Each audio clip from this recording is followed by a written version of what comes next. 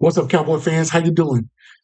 And officially welcome to the 2026-2027 NFL football season.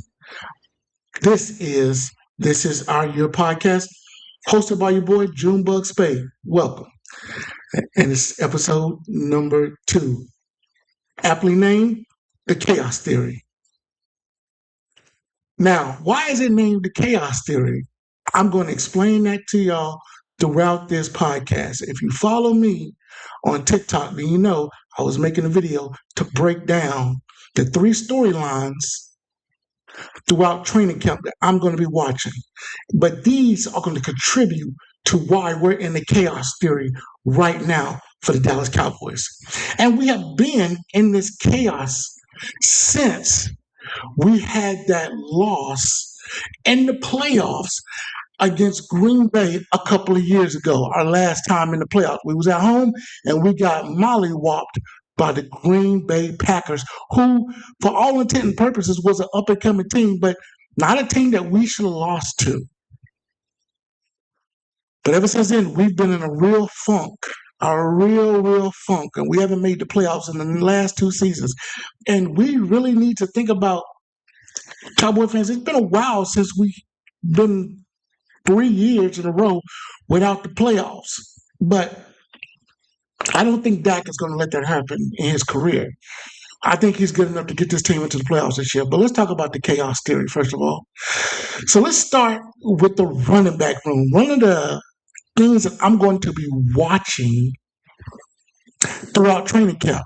Right now, our starters are Javonte Williams, Jaden Blue, and Malik Davis. That's the 3 guys that we're going to have on the roster as of right now. And we know that Phil Maffa is going to get some playing time, and we're also going to have Hunter Lemke because, he's a man. I like Hunter Lemke. He's a good, guy that can push that power when our line's not having the best day. So Hunter Lemke is a good guy that can help with the running game. But why are they part of the chaos theory? The Cowboys was great. And let me tell you, they were excellent from 20 to 20. Okay? They were 100% one of the best teams that you've seen from 20 to 20. But the problem with the Cowboys is they couldn't put the ball into the end zone. And when you cannot do that, you are not efficient enough. And let me tell you, if you want to hear more about that, go talk to my boy, Chris Ketchman. He's on TikTok. He did an excellent video about the Cowboys' red zone efficiency. But I'm going to break it down just a little bit more for you Cowboy fans out there that's listening. Okay? We were terrible at running the ball in the red zone. Terrible. Let me tell you something. We were ranked 18th in red zone efficiency. That's not good. Even though we had a top 5 offense, red zone efficiency is its own category, and we was like 18th. That's not going to get you into the playoffs and win very many games. Guess who didn't win very many games, Cowboy fans? Us. It was chaos. Yeah, the big plays were beautiful. I love big plays too, Cowboy fans. We all love big plays, but the big plays were not going to get us into the playoffs because we wasn't finishing games. We couldn't put the ball in the end zone at the right time. Too many passing plays were called. We were pass heavy. Do you know that inside? This is a crazy stat. I can't believe I read this. Did you know that inside the 20-yard line, out of 65 trips into the red zone, we only ran the ball 11 times? 11 times. Cowboy fans, that's not going to get you anywhere. That's not going to win very many games. And again, guess who didn't win very many games last year, Cowboy fans? It was us. We reached the 20-yard line in the top 5 last year, but we couldn't put the ball in the end zone because we couldn't run the damn ball.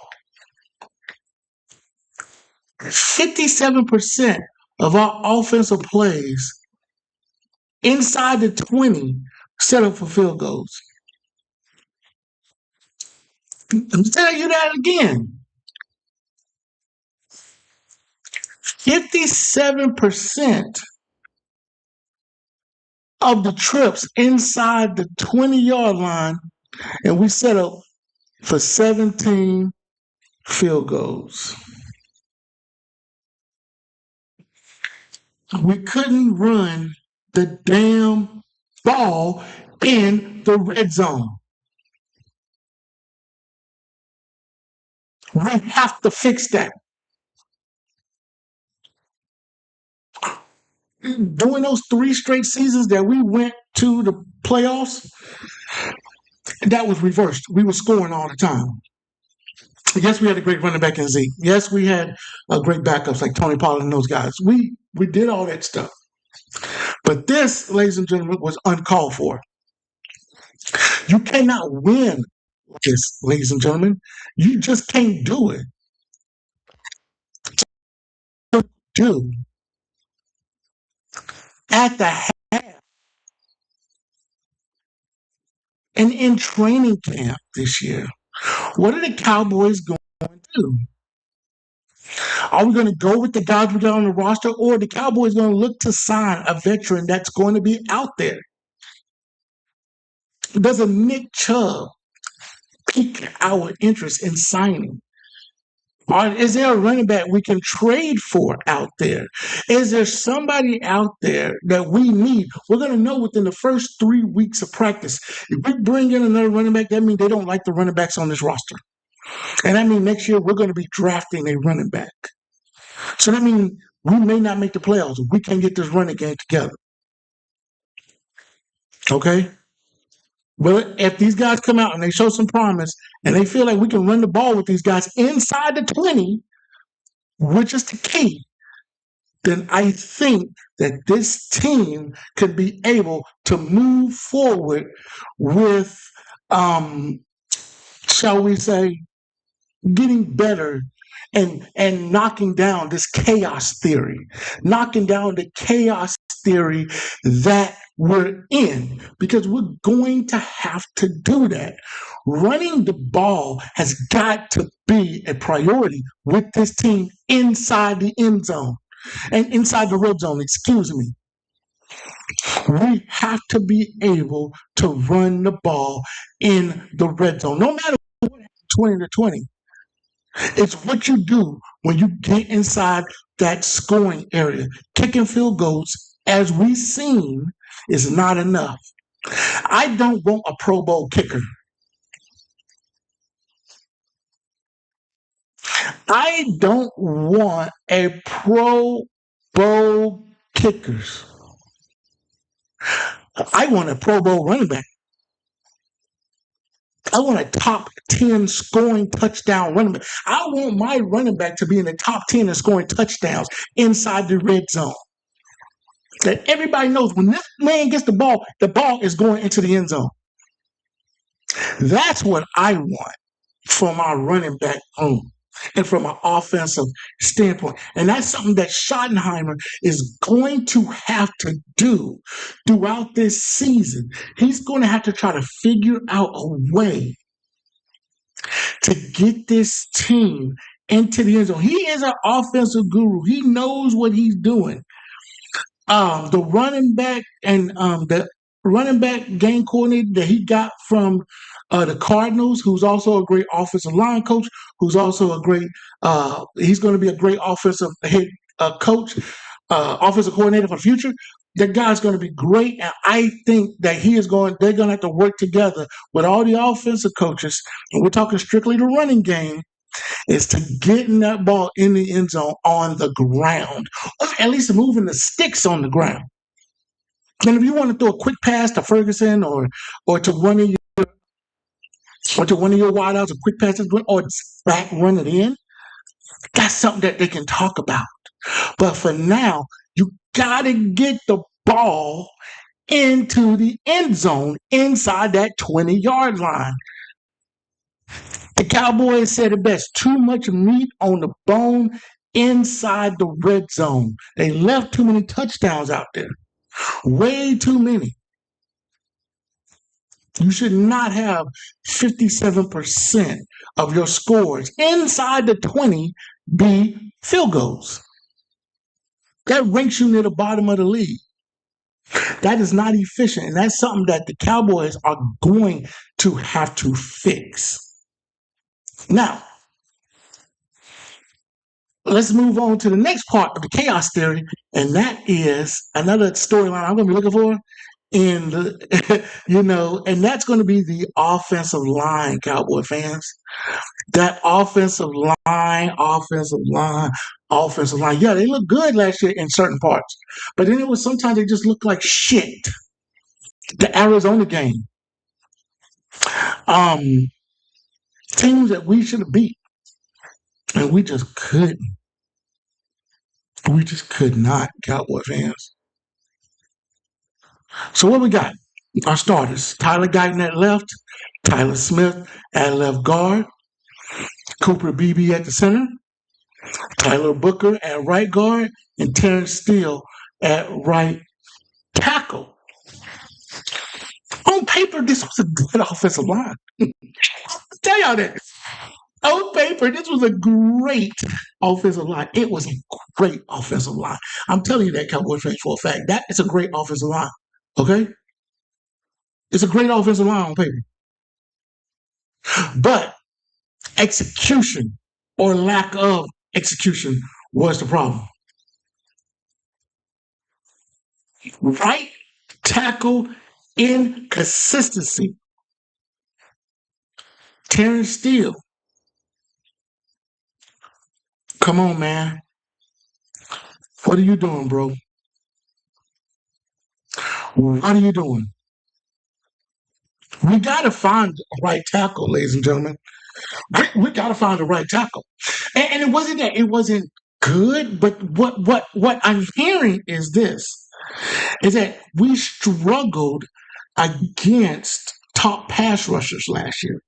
That the receiver was good. The running game was pretty good off that side, everything. But it was just that when you had an edge that was dominant, the team forgot what they were doing. They forgot what they were doing. And that's what and that comes back to this chaos theory. We got to fix that because those 3 seasons, I'm gonna go back to that we were in the playoffs.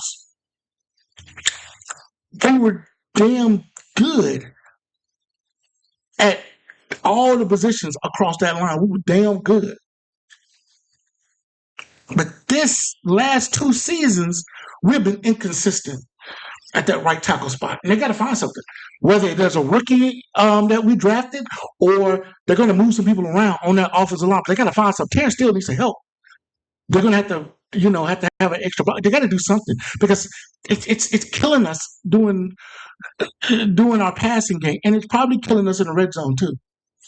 I believe that it's probably having a lot to do with our red zone inconsistencies with running the ball. We got to find something, man. We got to find something along that offensive line that's going to say, okay, we know what the problem is, and we have to fix it. Because I feel that this is a good team. I feel that the pieces they added and the coaches they added and the things they've done, they did the right things to add pieces to a team that's not that. We still won 7 games and tied one. We should have won. And you look at, you don't count the last game against the Giants because the Cowboys didn't care. They wanted that extra draft pick. You got to remember, if we would have won that game against the Giants, we would have dropped 3 spots. We would have dropped 3 spots on the draft, so we couldn't do that. So the Cowboys had to let the Giants win that game. So in hindsight, we probably would have won 2 more games and been 9-8 with this team. The Giants game and probably the Cardinals game, probably the Carolina game too. Three games that I'm looking at that we could have won, and that we should have won last year. And Minnesota too. We lost to a bad Minnesota team. So there was some games that we left out there that we should have won. But the offensive line has got to help. And if they can fix the offensive line, which I think they can, we could fix another part of that chaos theory will be fixed and massaged. Now, I know y'all like, man, this dude's crazy. But no, I'm serious. I'm dead serious. Look at it for yourself. Look at it for yourself. And the last part we're going to talk about with the Cowboys is that defensive back room. Woo! Lord have mercy.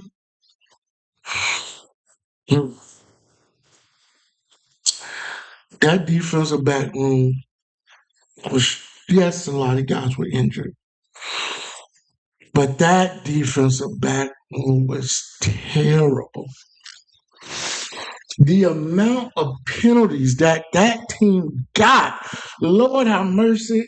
I think we was like 26th or 27th in the league in just defensive back penalties. We kept so many drives alive for other teams because of defensive back penalties. We were bad on that front. Bad in position to make plays. If you in a position to make a play, to penalize someone, that means you are in position to make a play at the ball. But we didn't do that. Now we got a new Christian Parker. I think it's going to, with the new guys coming in, I think he's going to instill a little bit of discipline on that front. I really do believe that he will. But my God, busted coverages. That Green Bay game comes to mind. That the Minnesota game comes to mind.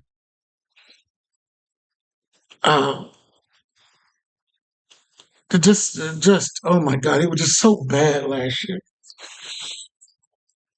Deron Bland is the only guy we got coming back that I have faith in. I think coming back. When I talk about future, we'll break down what we expect from Caleb Downs later on. But I'll talk about what's coming back.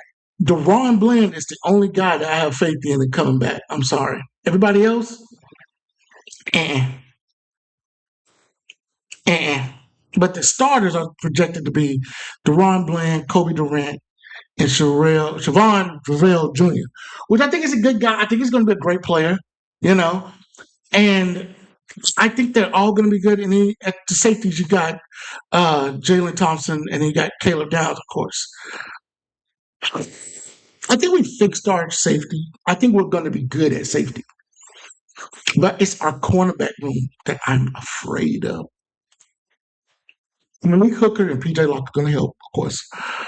Now, I'm afraid of that room. Can they do enough with the guys coming back that they fix some of the problems that they have in that secondary to, again, ease that chaos theory? We had guys running around. They showed a video, and I'll try to upload it when I find it again, of guys at pre-snap not being ready. They were still asking, where am I supposed to be at? Or they was looking over at our defensive back coach, like, where am I supposed to be? Or they were looking at the linebackers who's supposed to be calling out the linebacker, the plays, and they don't know where to go. They don't know who to cover. It was chaos in that backfield. And you had guys coming off an injury. You had defensive backs I never heard of out there. I mean, it was bad. So hopefully we can fix all of that, guys. Hopefully the Cowboys have learned enough that they can fix, and hopefully we can get that fixed during training camp. I have faith in faith in Christian Parker. I think he's going to be good. From everybody that you talked to said this cat is ready to be a defensive coordinator, and I believe it. And he's pretty much got a clean slate to work with. And I'm glad Jerry Jones is giving him the opportunity to build here. Because as we've seen, young defensive coordinators right now are the thing. They're getting jobs everywhere. They are the thing, and I think they're the thing going forward. Young offensive coordinators and young defensive coordinators are a thing right now, and I think that that's a good thing for the NFL. I truly believe that. So, Cowboy fans, tell me what you think about this video. Tell me what your 3 takeaways are from training camp, storylines that you want to hear about, that you want to see. And if you're at training camp, man, send me some pictures. I'll post them on my YouTube and TikTok. If you don't have anywhere to display them and you just want to show some stuff going on, you got a video that you want to post, I will give you credit for it. If you want credit for it, I'll give you credit for it, and I will post it. Just let me know. I'm not going to training camp this year because I'm stuck on the East Coast, and I hate flying to the West Coast from the East Coast because it takes so long. I'd rather fly to London than fly to the West Coast because I'm tired of flight delays and cancellations. But that's another story. That's another story for another day. But Cowboy fans, tell me what you think about this. Also, this is my podcast. This is episode number 2. This is our year. I'm part of another podcast. It's called AFR Sports. They're in my bio of this page. This is our year. So go ahead and look that up. Look up AFR Sports. We talk about all football, everything football and everything NBA on that channel. So go ahead and look that up. Share, like, subscribe to this page, and you'll see more of my smiling face. And also, if you want to follow me on TikTok, it will also be in the description of this video. Cowboy fans, thank you for your time. This is Our Year podcast, and I'm your host, Junebug Spade. And thank you.